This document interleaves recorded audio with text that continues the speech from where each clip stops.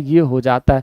तो कहीं ना कहीं आप इसे भी याद रख सकते हो, क्या, ऑर्गेनाइजेशन, याद रखोगे, हाँ ना।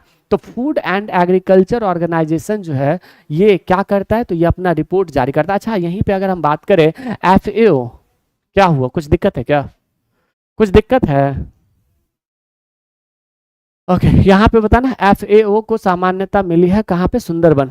बहुत बढ़िया, कौन सा हो जाएगा, सुंदरबन हो जाएगा। अच्छा सुंदरबन नेशनल पार्क जो है ना, सुंदरबन नेशनल पार्क कहाँ पे, आपको ये भी पता होगा कि ये वेस्ट बंगाल में है, और ये दूसरा सबसे अधिक टाइगर रिजर्व वाला स्थान हो जाता है, सेकंड सबसे अधिक टाइगर रिजर्व वाला भारत में, सबसे अधिक टाइगर टाइगर वाला नेशनल पार्क है। कौन सा, टाइगर वाला नेशनल पार्क। तो कहीं ना कहीं आप इस बात को भी विशेष तौर पर याद रख सकते हो, सही में, यानी कि सुंदरबन। और कोई दिक्कत है नहीं ना, तो आप इसे भी याद रखना, जलीय कृषि संगठन से मान्यता मिली है।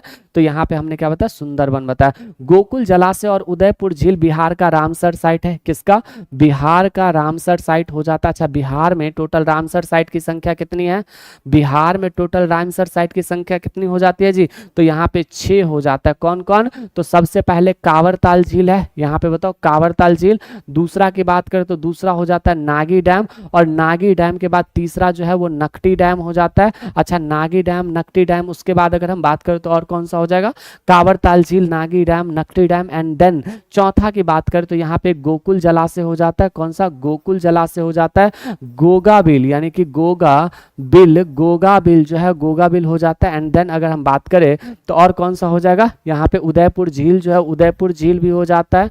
कौन सा, उदयपुर झील। 1 2 3 4 5 6, यही 6 जो है ये हो जाता है, ठीक है, हाँ ना। तो ये 6 के 6 क्या है, तो ये अब 100 हो गए, आज ही बढ़े, हाँ। तो बिहार में रामसर साइट की संख्या कितने हैं, तो ये 6 रामसर साइट की संख्या है। तो गोकुल जलाशय और उदयपुर झील कहाँ पे हो जाता है, बिहार के 2 रामसर साइट हो जाते हैं, ठीक है। Mangrove one ISFR 2023। अच्छा यहाँ पे जो सुंदरबन है, इसी वेस्ट बंगाल में जो है वो मैंग्रोव वन भी पाया जाता है। कौन सा, मैंग्रोव वन भी पाया जाता है। अच्छा सुंदरबन नेशनल पार्क भी है, तो सबसे अधिक टाइगर, दूसरा सबसे अधिक टाइगर वाला स्थान हो जाता है, ठीक है। अच्छा यहाँ पे कोल्ड डिजर्ट की बात करें तो कोल्ड डिजर्ट जो है, इसे कोल्ड डिजर्ट को भी यूनेस्को के वर्ल्ड हेरिटेज साइट में शामिल किया गया है। किसको, कोल्ड डिजर्ट जो है इसे भी यूनेस्को के वर्ल्ड हेरिटेज साइट में शामिल किया गया है। अच्छा मुझे बताओ भारत में टोटल यूनेस्को का वर्ल्ड हेरिटेज साइट कितना है, 44 है। कितना, 44 है। अच्छा 44 यूनेस्को वर्ल्ड हेरिटेज साइट है, जिसमें से एकमात्र मिक्स वर्ल्ड हेरिटेज साइट कौन सा है, अगर आप मुझे बता सकते हो तो बताओ। और सांभर झील कहाँ पे है, राजस्थान में। कौन सा स्थान पे है भाई, राजस्थान में सांभर झील हो जाता है, जो कि खारे पानी का भी एक झील हो जाता है, ठीक है, हाँ ना। तो यहाँ पे मैंग्रोव वन संरक्षण प्लस झींगा व्यापार को जो है ये FAO के तहत, यानी कि फूड एंड एग्रीकल्चर ऑर्गेनाइजेशन के तहत झींगा के उत्पादन को भी बढ़ावा देने की बातें कर रहा है। किसका, झींगा के उत्पादन को बढ़ावा देने की भी बातें कर रहा है। क्लियर है, हाँ ना। चलो तो ये भी बातें क्लियर है, इसे भी आप याद रख सकते हैं। अब यहाँ पे अगर हम बात करें नेक्स्ट क्वेश्चन, तो ये कहता है हाल ही में तीसरी भारत मध्य एशियाई सुरक्षा परिषद की बैठक कहाँ हुई है जी, तो उस्तान में हुई है, नहीं, नई दिल्ली में हुई है, नहीं, दुशांबे में हुई है, नहीं, ये बताओगे ये कहाँ पे हुई है, मुझे बताओ। क्वेश्चन नंबर 4 का करेक्ट आंसर बताओगे, हाँ ना, बताओ मुझे। चलो तो थर्ड बैठक जो है, यानी कि थर्ड बैठक कहाँ पे हुई, हाल ही में तीसरी, यानी कि थर्ड मध्य एशियाई, यानी कि सेंट्रल एशिया मध्य एशियाई बैठक जो है वो कहाँ पे हुई है, मुझे बताओगे। तो थर्ड एशियाई बिस्केक में हुई है। कहाँ पे हुई है, बिस्केक। केक खाए हो आप लोग, अजी केक खाए हो आप लोग, हाँ ना। अच्छा बिस्केक कहाँ पे है, तो किर्गिस्तान में है। बिस्केक कहाँ पे है, किर्गिस्तान में हो जाता है, किर्गिस्तान में हो जाता है, ठीक है, किर्गिस्तान में। अच्छा मुझे बताओ कि आर्य जो भारत आए थे वो मुख्य तौर पर कहाँ के निवासी थे, आर्य जो भारत आए थे वो कहाँ के निवासी थे, तो आर्य मध्य एशिया के ही निवासी माने जाते हैं, ठीक है, याद रखोगे, हाँ ना। मध्य एशिया के तहत तजाकिस्तान, किर्गिस्तान, ये सारे चीज़ आ जाते हैं। कौन, तजाकिस्तान, किर्गिस्तान, उज्बेकिस्तान, ये सब आ जाते हैं, ठीक है।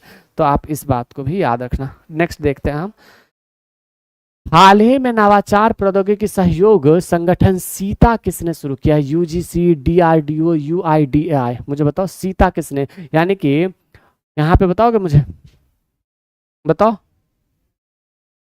स्कीम फॉर इंटरनेशनल यहाँ पे बताओ क्या हो जाएगा इसका correct answer.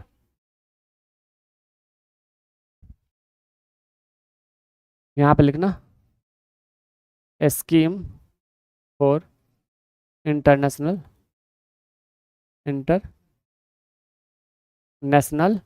Sita, scheme for international, यानी कि scheme for international and tech associated with Aadhaar, international and tech associated with Aadhaar, क्या विथ आधार, यानी कि यहाँ पे क्या बातें हुआ है, तो हाल ही में नवाचार और प्रौद्योगिकी योजना को लेकर के सीता किसने शुरू किया है, तो यहाँ पे scheme for international tech associated with Aadhaar, यहाँ पे ए से याद रखना UIDAI, आधार, UIDAI याद रखोगे, आधार यानी कि सूचना नवाचार एवं प्रौद्योगिकी उद्योग प्रौद्योगिकी सहयोग योजना सीता, सीता कहने का मतलब आधार, यानी कि scheme for international tech associated with Aadhaar, scheme for, मेरे साथ बताओगे हाँ ना, स्कीम फॉर, सर चाय पीजिएगा, सर उर्दू में क्या लिखे थे, अरे उर्दू में हम लिखे थे, कौन सा उर्दू में हम थोड़ी लिखे थे, अरे हमने बताया था कि भारत की 11 शास्त्रीय भाषा है, कौन कौन सा, कन्नड़ तमिल तेलुगु मलयालम उर्दू संस्कृत, कन्नड़ तमिल तेलुगु मलयालम उर्दू संस्कृत, उसके बाद पाली बताया था, एंड देन मराठी बताया था, असमिया बताया था, बंगाली बताया था, एंड देन जो है वो प्राकृत भाषा बताया था, ये 11 भाषा मैंने बताया था, याद हुआ। तो हमने ये बताया था, अरे बकलोल तुम भी ना बकलोल ही हो, हमने बताया था कि शास्त्रीय भाषा टोटल कितने हो जाते, तो शास्त्रीय भाषा जो है वो टोटल ओवरऑल 11 थे, कौन से 11 थे, कौन कौन से, तो तमिल तेलुगु उर्दू, तमिल तेलुगु उर्दू, संस्कृत कन्नड़, उसके बाद कन्नड़ तमिल तेलुगु मलयालम, पहले जो है ये 6 भाषा था, लेकिन बाद में जो है और भी भाषा 5 जोड़ा जाता, कौन कौन सा, असमिया भाषा जोड़ा गया था, कौन सा असमिया भाषा जोड़ा गया था, असमिया, उसके बाद कौन सा मराठी, असामी मराठी के बाद अगर हम बात करें बंगाली के बाद अगर हम बात करें तो और कौन सा हो जाता है, वो हो जाता है प्राकृत, और प्राकृत के बाद अगर हम बात करें प्राकृत भाषा हो जाता है, एंड देन लास्ट में अगर हम बात करें तो पाली भाषा, तो ये 5 भाषा हो गया, टोटल 6 5 11 हो गया। भारत में शास्त्रीय नृत्यों की संख्या कितनी थी, मुझे बताओगे हाँ ना, मैंने कहा कि भारत में शास्त्रीय नृत्यों की संख्या कितनी है, तो भारतीय विशिष्ट पहचान प्राधिकरण ID कार्ड, यहाँ पे देखना UID, भारतीय, यहाँ पे इसका फुल फॉर्म क्या होता है, भारतीय यानी कि UIDAI, आपके पास आधार कार्ड है तो आप अपने आधार कार्ड में जब देखोगे तो वहां पे भारतीय विशिष्ट पहचान प्राधिकरण जो है इसका हो जाता है, भारतीय विशिष्ट पहचान प्राधिकरण आधार कार्ड यानी कि ID कार्ड ऐसे भी कह सकते हो। तो इंडियन यानी कि UIDAI का मतलब यही होता है, आधार कार्ड से संबंधित एक संस्था है। अच्छा मुझे ये बताना, आधार कार्ड एक्ट कब आया था, आधार कार्ड एक्ट जो है वो 2016 में आया था, आधार कार्ड एक्ट कब आता है, 2016 में आता है। लेकिन एक चीज जो आपको याद रखना है वो ये याद रखना है कि आधार कार्ड एक्ट कब आया था, 2016 में। ये संवैधानिक विधि है या फिर वैधानिक विधि है, मुझे बताना, आधार कार्ड एक संवैधानिक विधि है या फिर वैधानिक विधि है। मेरा आधार मेरा पहचान, हाँ ये भी याद रख सकते हो, मेरा आधार मेरा पहचान। आधार नंबर जो है वो आधार नंबर कितने डिजिट का होता है, मुझे बताओ, आधार नंबर जो है वो कितने डिजिट का होता है, तो वो 12 डिजिट का होता है। जैसे कि मान लेते हैं हमारा नंबर है 8400 8825, उसके बाद वहाँ पे ये और उसके बाद 72, ठीक है, 84008825 ऐसे करके हमारा आधार नंबर है। तो 448412, तो आधार नंबर का टोटल संख्या कितना होता है, 12 होता है। आधार नंबर कितने होते हैं, 12 हो जाता है, ठीक है। तो यहाँ पे ये भी याद रख सकते हो, कोई दिक्कत है नहीं ना, याद रखोगे हाँ ना, बताओ। आज टोटल क्वेश्चन डील होगा, नहीं आज टोटल क्वेश्चन नहीं होगा, आज डे 1 है। एक दिन में 70 से 75 क्वेश्चन जितना भी कर सकते हैं मैक्सिमम क्वेश्चन हम करने की कोशिश करेंगे। तो आधार कार्ड, ये जो आधार कार्ड एक्ट है ये वैधानिक संस्था है या फिर हमने कहा ये एक वैधानिक संस्था हो जाता, ना कि संवैधानिक संस्था।